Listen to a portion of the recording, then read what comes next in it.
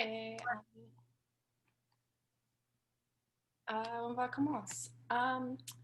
Donc, ma première question, c'est pourquoi avez-vous décidé de devenir professeur? Ah, c'est une bonne question. Parce qu'en fait, j'ai quitté la France et puis quand j'étais en France, j'ai fait du business. Donc j'ai fait en fait un BTS d'action commerciale. Après, j'ai fait une maîtrise enfin, de marketing. Et quand je suis arrivée aux États-Unis, je me suis aperçue que la France me moquait beaucoup, le français, et j'ai toujours aimé la littérature. Donc, je me suis dit, ben, finalement, je vais recommencer parce qu'en France, il y a beaucoup de vacances.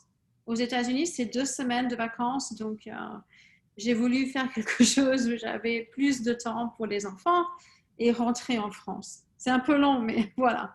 Ouais, Donc, j'ai décidé de recommencer les études aux États-Unis. Oui. Mhm. d'accord. Pourquoi est-ce que le français est important d'apprendre, à votre avis?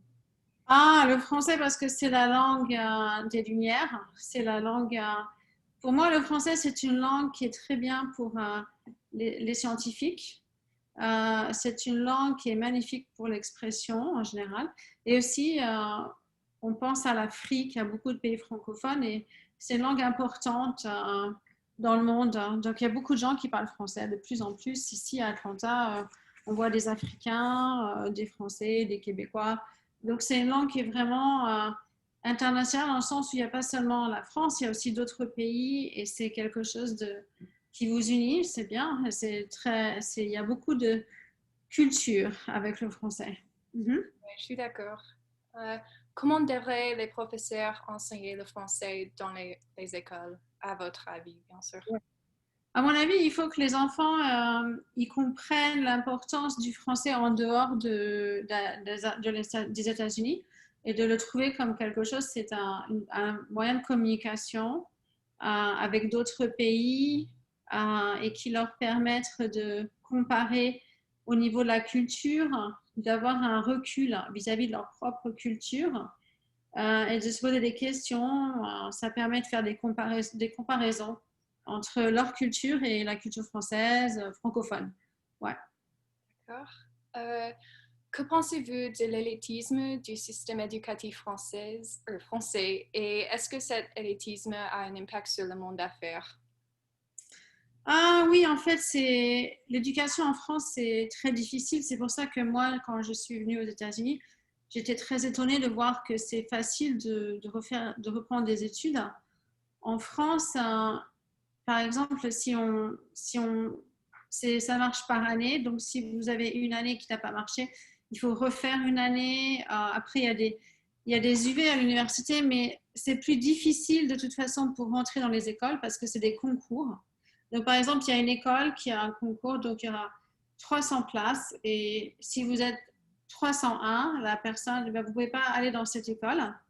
Donc, c'est vrai que c'est difficile, mais en même temps, si on rentre dans une bonne école, après, on est sûr d'avoir du travail plus tard et ce sont des écoles formidables. Donc, oui, système élitiste par concours, je dirais que c'est ça. Mais aux États-Unis, disons que c'est aussi élitiste. Ça dépend, si on parle des Ivy League, c'est aussi élitiste. Mais c'est pareil, je pense que ça dépend du niveau. Mais quand on atteint un certain niveau, par définition, il y a un concours et donc tout le monde ne peut pas faire partie de cette école ou de ce programme. Ouais. D'accord. Euh, Comment l'environnement politique a-t-il un impact sur le fonctionnement d'une école? Ah, je dirais que en France ou en général? En général, mais plus en France. Je dirais que la France est laïque, c'est-à-dire que il ne faut pas avoir de religion en France à l'école. Donc ça, c'est important et ça peut être un problème pour des personnes très religieuses parce qu'elles ne peuvent pas mettre de foulard ou on ne peut pas mettre de signe de religion à l'école ou qui pas la croix ou quoi que ce soit. Donc c'est un système qui se veut neutre et donc ça, c'est l'uniformité. Et donc le problème de l'uniformité, c'est que si c'est trop uniforme, on ne peut pas tout faire de la même façon. Il faut s'adapter aux petites écoles de campagne, écoles de Paris. à Paris. Donc, il y a pas... Donc, c'est ça qui est difficile dans le système français, c'est que c'est trop uniforme. C'est la même chose pour tout le monde. Par exemple, le bac, c'est un jour pour toute une académie. Il y a plusieurs académies en France, il y a 3 académies principales, et tout le monde passe le bac ce jour-là. Donc, c'est pas comme aux États-Unis où chaque école fait son bac en fin d'année quand ils veulent. En France, c'est tout le monde en même temps, le même jour. Donc, c'est différent. Il y en a qui aiment ça, d'autres qui aiment moins ça. Mais je dirais que c'est bien de faire une uniformité, mais pas au niveau jusqu'au point où on va enlever la personnalité à quelqu'un. C'est bien de garder sa personnalité. Donc ici, c'est un grand débat, on pourrait beaucoup en parler, c'est assez long. Ouais. Imaginez que vous construisez votre propre école. Quelles valeurs et croyances sont importantes pour vous et votre entreprise? Donc moi, si j'avais une école, j'aimerais que tous les élèves puissent partager la richesse culturelle et que chaque personne puisse s'épanouir dans sa culture et le partager, d'accord? Donc s'il y a des fêtes de religions différentes ou de cultures différentes, que tous les enfants participent à toutes les fêtes, pas seulement les fêtes chrétiennes, les fêtes musulmanes, les fêtes juives, tout ce qu'on veut, c'est que chaque fête soit pratiquée. Donc pour moi, c'est ou toutes les fêtes ou rien. Soit on est laïque, on fait rien, soit si on célèbre Noël, on doit célébrer aussi d'autres fêtes. On doit tout faire. Ouais. Quelles sont les meilleures techniques pour aider les élèves qui ont du mal à apprendre le français? Ça, je pense qu'il faut faire des travaux de groupe et donc que les meilleurs élèves, en fait, puissent aider les élèves les plus faibles.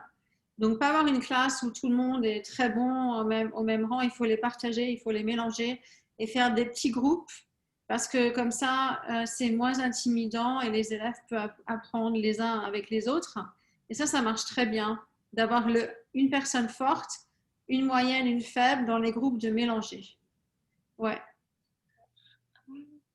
Quelles parties de la langue française sont les plus difficiles à enseigner? Je dirais la grammaire.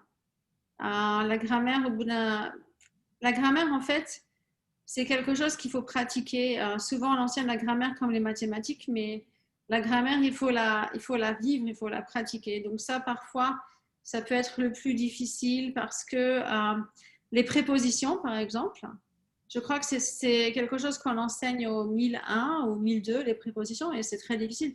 Pourquoi on dit parler à, parler de donc ça, c'est des choses qui sont difficiles à enseigner s'il n'y a vraiment pas de logique. Une préposition, c'est une préposition. Donc, qu'est-ce qu'il faut faire? Il faut l'enseigner, il faut la répéter, la répéter. Et plus on l'entend, et plus on se dit, ah bah oui, c'est normal. Donc, il faut qu'en fait, la grammaire devienne une oralité, qu'on l'entende tellement qu'après, s'il y a une erreur, on l'entend. Donc, la grammaire, ça s'entend. Il faut que l'élève s'entende lui-même. Donc, et ça, c'est difficile pour tous les professeurs. C'est quelque chose qu'on doit faire pour tout le monde. C'est difficile d'arriver à ce niveau-là. Ouais. Euh, quelles parties de la langue française sont les plus faciles à enseigner? Moi, je dirais le vocabulaire. Le vocabulaire, c'est très facile parce que on peut utiliser beaucoup d'images. Parce que si on parle d'adjectifs, c'est déjà plus difficile. Mais les noms communs, je dirais que c'est plus facile, les noms communs, parce qu'on a des images. Avec les adjectifs, les verbes un peu plus difficiles, parce que expliquer un verbe, d'ailleurs il y a des jeux, on peut essayer expliquer par exemple détester quelqu'un, comme ça, mais ça ne suffit pas. Vous pouvez être fou. Alors par exemple, si on dit expliquer aimer quelqu'un, donc ça va être like, oh, like that. Mais donc, c'est plus difficile d'exprimer des actions, je crois, que des photos. Que des noms propres, pardon. Avec des photos et dire voici un chien, le chien est content et on voit le chien et le chien il est content. Voici un chat, il est content. Mais dire le chat mange un gâteau sans photo, c'est difficile. Ouais. Sans image, je veux dire. Et mon dernière question, c'est pensez-vous que l'apprentissage du français a un impact positif sur le monde des affaires et pourquoi? Ah oui, je pense que tout à fait parce que c'est important de pouvoir parler la langue quand vous vendez quelque chose, quand vous faites du business avec d'autres pays. C'est vraiment important de pouvoir parler la langue et de leur montrer qu'on comprend surtout la culture à travers la langue, comment se comporter. Et si quelqu'un voit qu'on a fait un effort pour apprendre la langue, ça va vous donner un plus par rapport à une personne qui ne connaît pas le français et qui va s'exprimer en anglais tout le temps. Première chose. Deuxième chose, les Français ne parlent pas très bien anglais en général. Donc, il vaut mieux parler français. Les Français ne parlent pas très bien anglais et donc parfois ça peut causer des petits problèmes, la prononciation.